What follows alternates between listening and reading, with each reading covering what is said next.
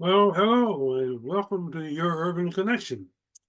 I have been on the sick leave for about the last 10 days and I've been away, but I'm glad to be back and I missed you all and I hope you've missed me too. Now, while I was away, there's been a whole ton of news and I don't even know where to start. But let's give you a few examples. Uh, on yesterday, the economic boycott entered its first day, and that was the last day of February. And right now, I don't have any results of how successful it was, but I'm looking forward to that. That was one thing. Earlier in the week, there was a school bond vote here in the city, and we know how that turned out. The noes have it. The noes beat out the yays by about 300 votes. So people finally are starting to wake up and get hip to what the game is going on with USD 259. And they're saying no to these expensive $450 million bond issues on the backs of hardworking taxpayers, many of who are seeking property tax relief and not property tax extensions. And so, therefore, most people voted no. Now, on another front, there was a meeting on yesterday at the White House.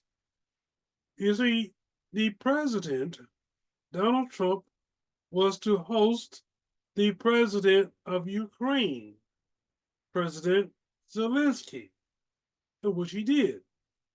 But he brought along with him, oh, much to everybody's surprise, a clown by the name of J.D. Vance, who happens to be the vice president. Now, you see, it appears that President Trump was not satisfied that he could handle this job by himself. I want to talk a little bit more about that because, you see, I want to tell you people, most of you were fooled into thinking that this meeting was going to be about a peaceful solution in the war regarding Russia and Ukraine. That's not what it's all about. We're going to talk about that in a minute. Okay. Now, on the other front, in New York City, the mayor is in hot, hot water because of his efforts to change parties, become a Republican. He ran as a Democrat, was elected as a Democrat. Now he's a Republican, and he's went to the current Republican president begging for a pardon. All right. Now, the president was willing to give him not a pardon, but give him a, a chance to have the charges dropped if he met certain conditions. And he agreed to those conditions. Now, a judge is wearing that right now because the judge has put a hold on this whole thing, okay? Because it looks very, very, very suspicious.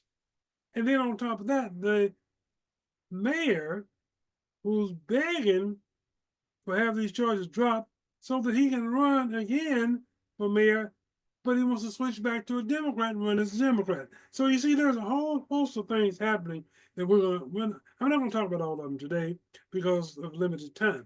But the one I want to talk about is one that the whole world is talking about, and that is the meeting at the White House with President Donald J. Trump and President of Ukraine, Zelenskyy. Now, as I said, this was billed as a meeting that was to sign a peace treaty. That's not what it was about. That was what they used to trick or attempt to trick Zelenskyy into the White House to sign a mineral deal. That's right. That's what this meeting was all about. This meeting was never about signing any peace treaty.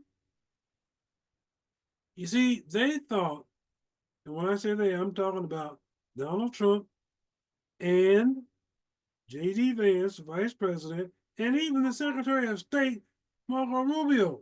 They thought that Zelensky was a damn fool. And he made fools of all three of them, plus the GOP party. And I'm going to tell you how it happened. You see, they had talked, the president, when I said the president had talked with Zelensky about helping him out. He cut a deal with, you see, before he met with Zelensky, he had a deal with, he met with, or talked to, at least on the phone, he talked with Putin. And they cut a deal, allegedly. All right, at least they thought they had cut a deal. And what they were going to do is that they were going to get Zelensky to come to the United States and meet in the Oval Office with the president and his entourage, J.D. Vance, Lindsey Graham, and Rubio, and all of these people. And they were going to tag team him. They were going to pressure him to sign this agreement, not a peace agreement, no, an agreement to provide his mineral assets, or many of his mineral assets in the country of Ukraine, sign them over to the United States. Okay, so Zelensky wants to know what's in this for me?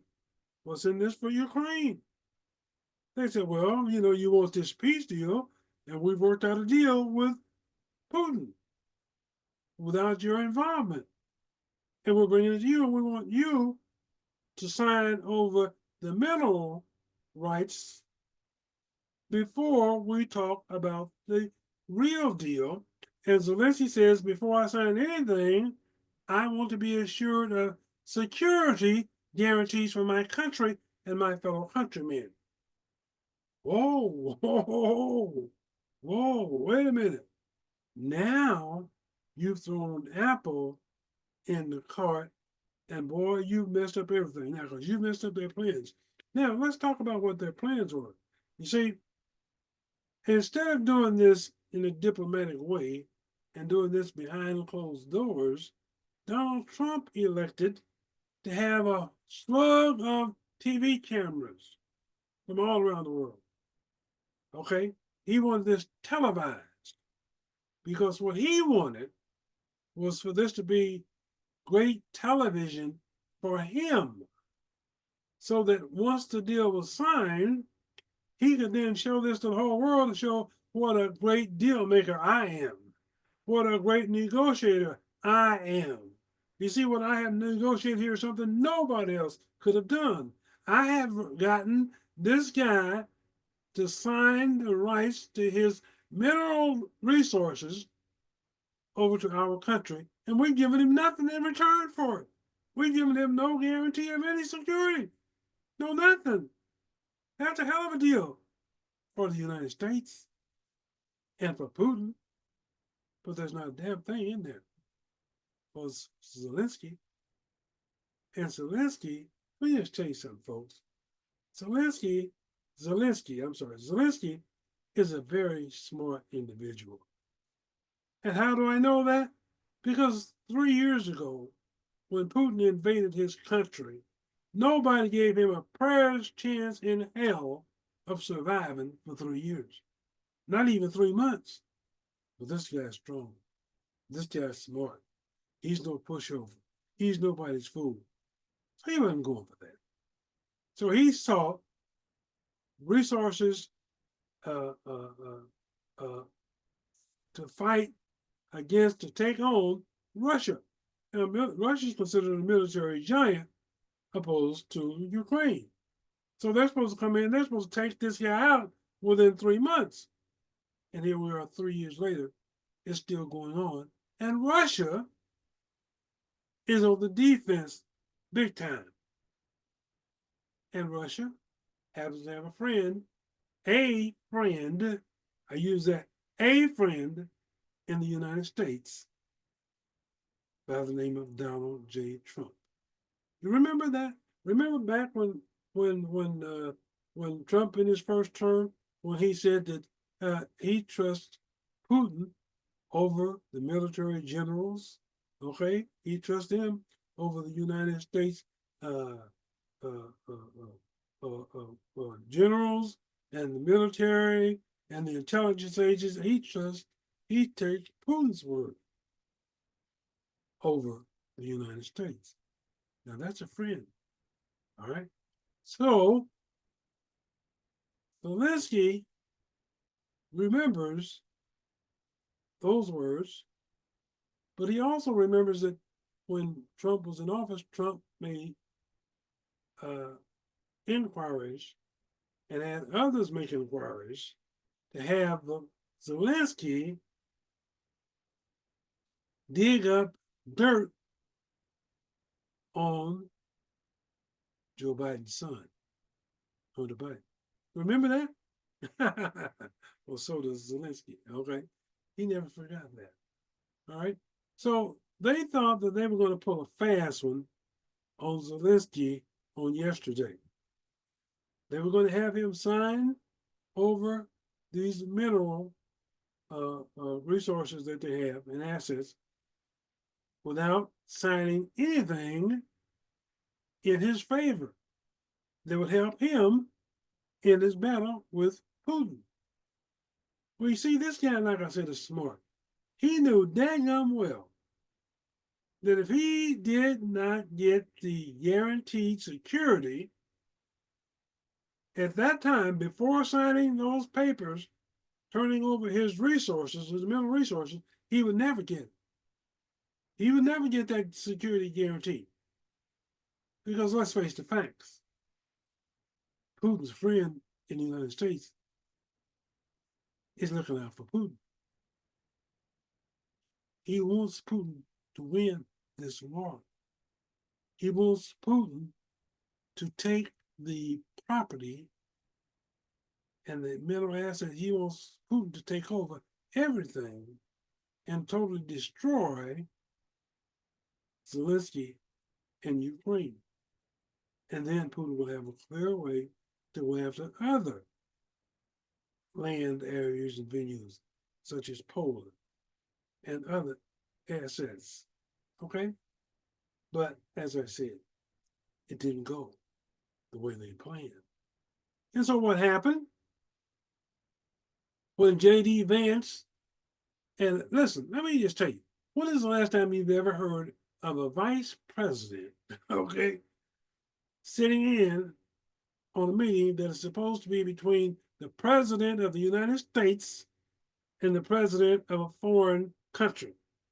When have you ever heard that? But they concocted this plan. You see, get him over here. Get him we're going to put him in the hot seat, okay? And then we're going to invoke this plan that we have, okay, to make him think that he's getting a peace treaty and he's having none of it. And they became unglued when together they could not convince or coerce him into signing a deal that offered nothing to him and his country. And when they couldn't do that, when he stood up to them, he stood up to their bullying, they attacked him. They double teamed him. While the Secretary of State and others in the GOP sat and looked on silently without refuting any of the lies or propaganda that was being spewed by J.D. Vance and Donald Trump. Lies such as the amount of money that the United States has provided to Ukraine. Lies such as that President Zelenskyy had never said thank you to the American public and to the American president for the support they had given him, which was refuted by every media in the country, showing videos of him doing exactly what they were lying and saying he had not done.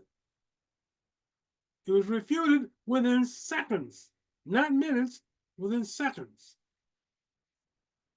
But they were upset because the great plan, the great scheme that they had been planning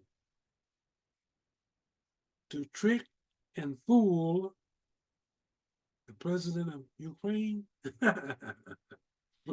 didn't work out the way they intended to work out.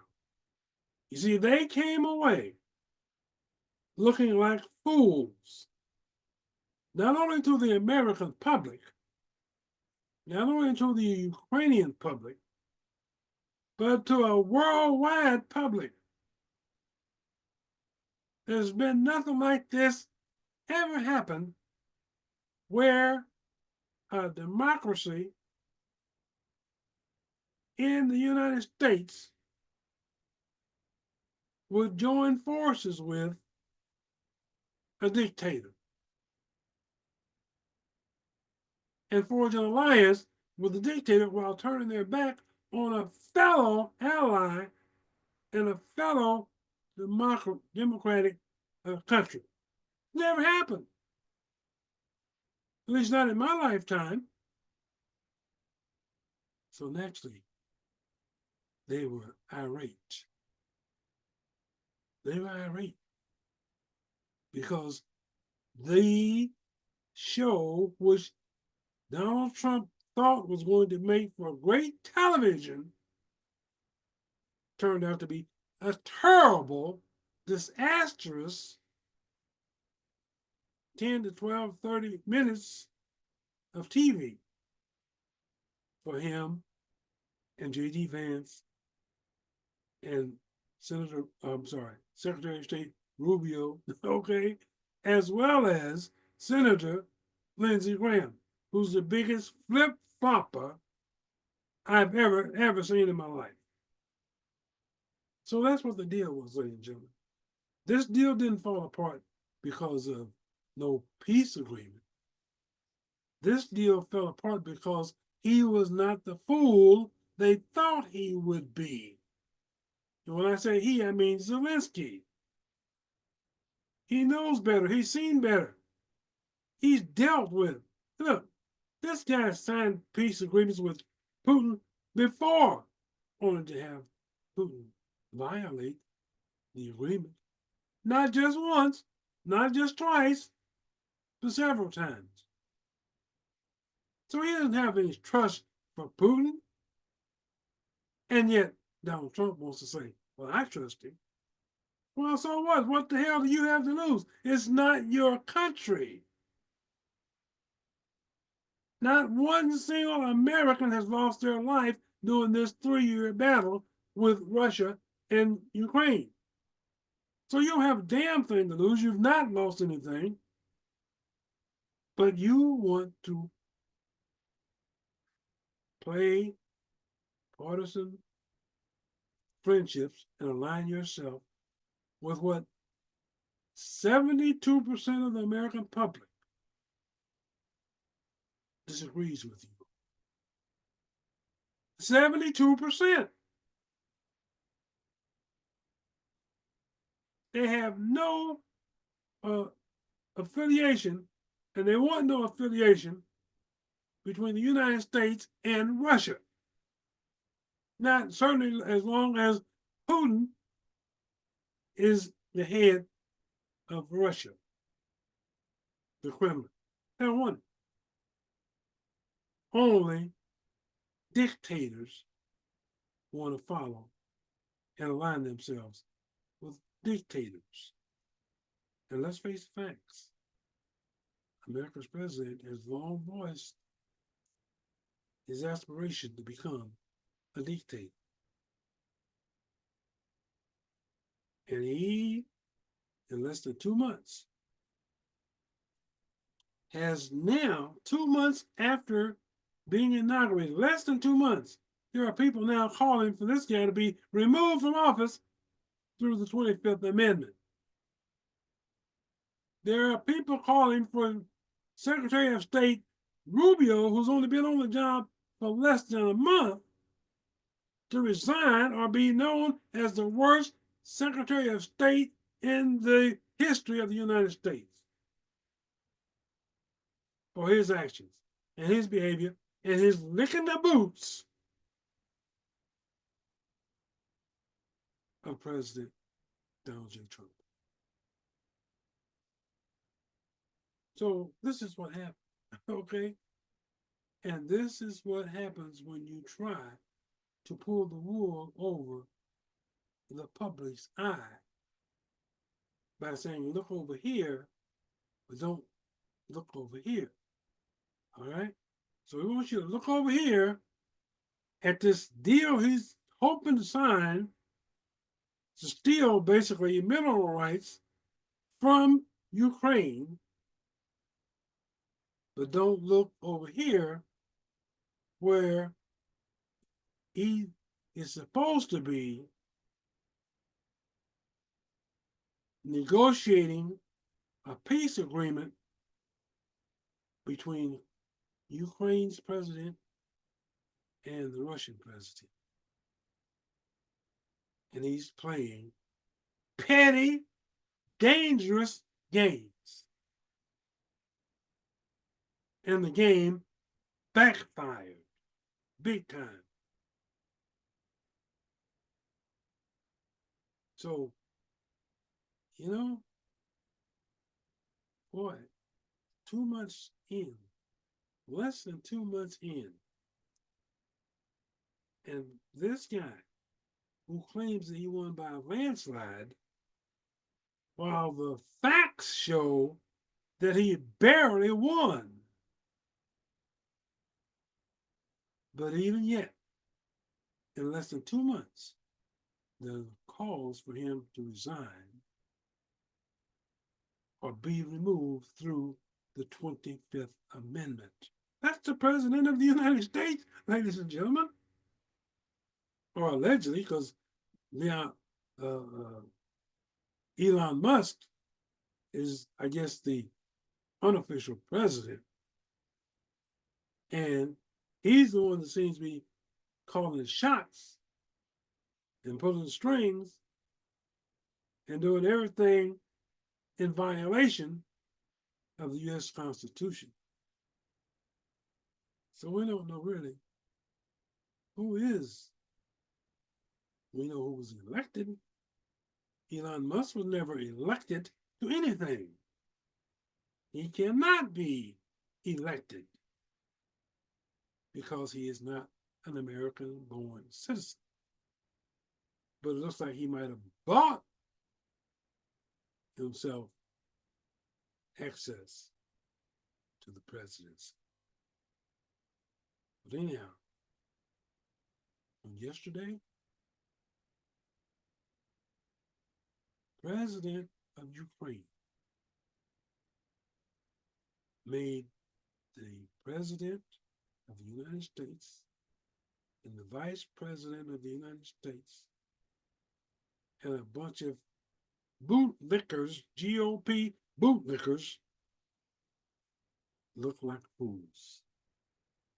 Okay? Okay, folks, there you have it. There's an awful lot more to talk about, but due to time restrictions, I will save it for another time. Thanks for watching. I'll see you next time.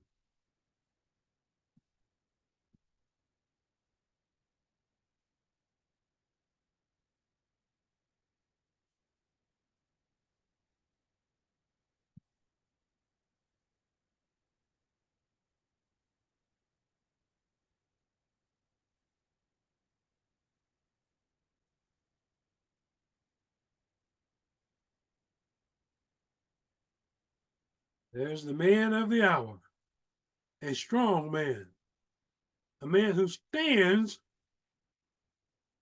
for his country, no matter what's at stake. Congratulations, President Zelenskyy, for standing for what you believe in, for being a true representative for your people. I wish I could say the same for others. Take care.